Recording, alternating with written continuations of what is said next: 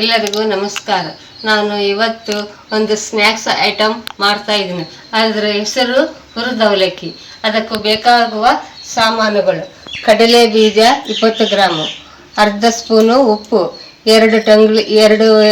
ಎರಡು ಕಂಬಷ್ಟು ಸಣ್ಣ ಕೊಂಬೆಯಷ್ಟು ಕರಿಬೇವು, ಅರ್ಧ ಸ್ಪೂನಷ್ಟು ಅರಿಶಿನ ಪುಡಿ, 1 ಸ್ಪೂನಷ್ಟು ಜೀರಿಗೆ, ಸಾಸಿವೆ, ಒಂದು 7-8 ಅಷ್ಟು ಹಸಿಮೆಣಸಿನಕಾಯಿ, 6 ಸ್ಪೂನು ಒಳ್ಳೆಣ್ಣೆ, ಒಂದು ಟೊಮಾಟೊ ಹೆಚ್ಚಿದ್ದೀನಿ ಸಣ್ಣದಾಗಿ, 1.5 ಗಡ್ಡೆ ಈರುಳ್ಳಿ ಹೆಚ್ಚಿದ್ದೀನಿ.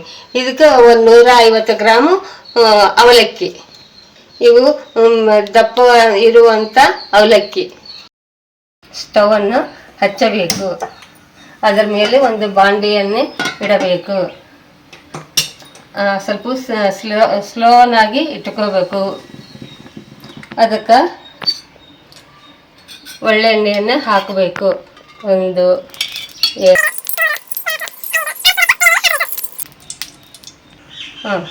ಇದಕ್ಕೆ ಅವಲಕ್ಕಿಯನ್ನು ಹಾಕ್ತಾ ಇದ್ದೀನಿ.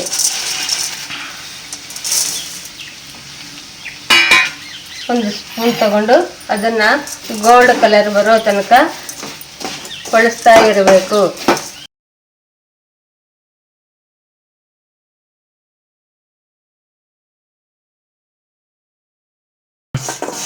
ಸ್ವಲ್ಪ ಬ್ರೌನ್ ಕಲರ್ ಒಂಚೂರು ಲೈಟಾಗಿ ಬರೋ ತನಕ ಹುರಿತಿರಬೇಕು.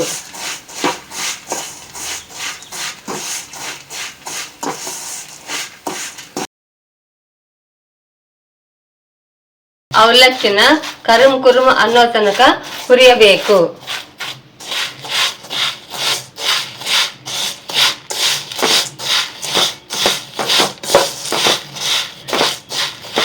ಸ್ಟವನ್ನು ಸಣ್ಣ ಉರಿಯಲ್ಲಿ ಇಡಬೇಕು. ಅದರ ಮೇಲೆ ಪಾತ್ರೆಯನ್ನು ಇಡಬೇಕು. ಆನಂತರ ಅದಕ್ಕೆ ಒಂದು 10 ಸ್ಪೂನಷ್ಟು ಚಮಚ ಎಣ್ಣೆ ಹಾಕಬೇಕು. 2 ಕರಿಬೇವು ಸೊಪ್ಪನ್ನು ಹಾಕ್ತಾ ಇದ್ದೀನಿ. ಅದನ್ನು ಚಟಪಟ ಅಂತ ಅಂತಿರಬೇಕು.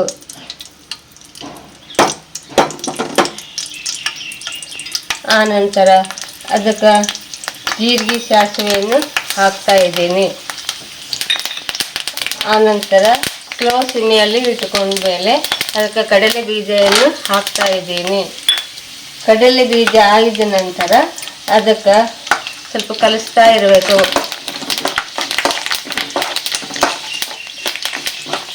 ಕಲಸಿದ ನಂತರ ಚಟಪಟ ಅಂತ ಅಂದ ನಂತರ ಅದಕ್ಕೆ ನಾವು ಈರುಳ್ಳಿಯನ್ನು ಹಾಕಬೇಕು.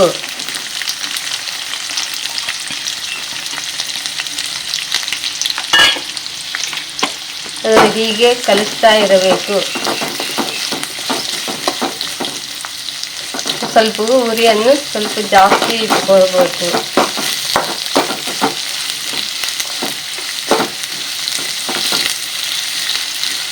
ಅದಕ್ಕೆ ಅರ್ಧ ಸ್ಪೂನಷ್ಟು ಉಪ್ಪನ್ನು ಸೇರಿಸಬೇಕು.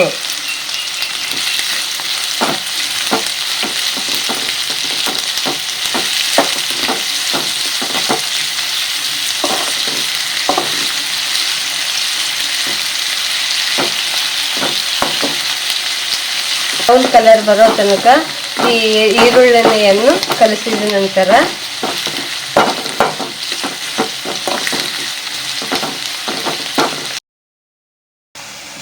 ಅರ್ಧ ಸ್ಪೂನಷ್ಟು ಅರಿಶಿನ ಪುಡಿ ಹಾಕಬೇಕು. ಆನಂತರ ಅದಕ್ಕೆ ಟಮಾಟೆಯನ್ನು ಹಾಕಬೇಕು. ಹಾಕಿದ ನಂತರ ಹೀಗೆ ಸಣ್ಣ ಉರಿಯಲ್ಲೇ ಕಲಿಸ್ತಾ ಇರಬೇಕು.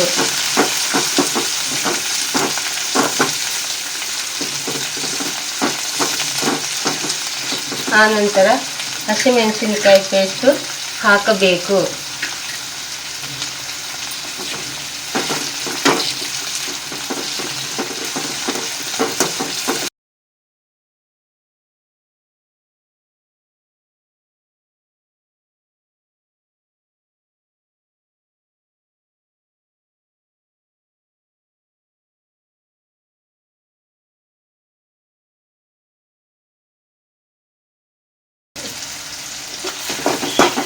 ಈಗ ಇದನ್ನು ಸಣ್ಣ ಉರಿಯಿಂದ ಬಂದ್ ಮಾಡಬೇಕು.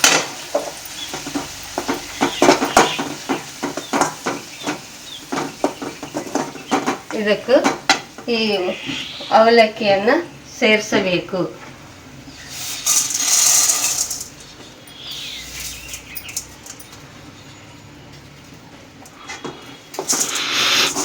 ಸೇರಿಸಿ ಕಲಸಿಡಬೇಕು.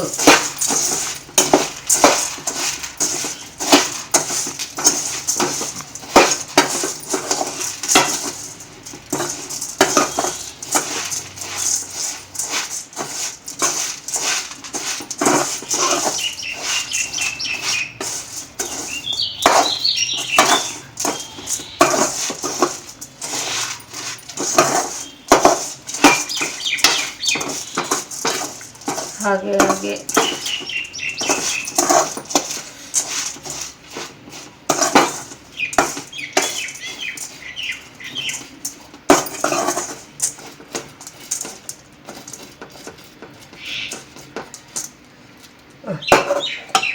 ಆಯಿತು. ಇದನ್ನು ಪ್ಲೇಟಿನಲ್ಲಿ ಹಾಕ್ತಾ ಇದ್ದೇನೆ.